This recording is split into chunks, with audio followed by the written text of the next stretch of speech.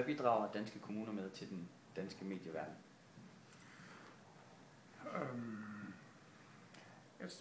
Jeg tror, man kan sige to ting.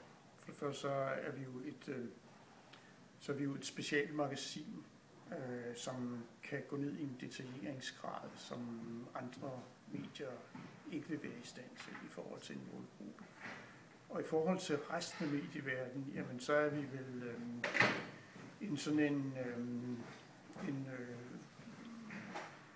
all-round forsyningskanal af oplysninger omkring, hvad der sker i den kommunale verden. Altså vi er citeret, men vi er jo også meget sådan et sted, hvor man kan slå op og finde nogle oplysninger i virkeligheden, ikke, som man kan bruge videre hen i sin avis eller i sit digitale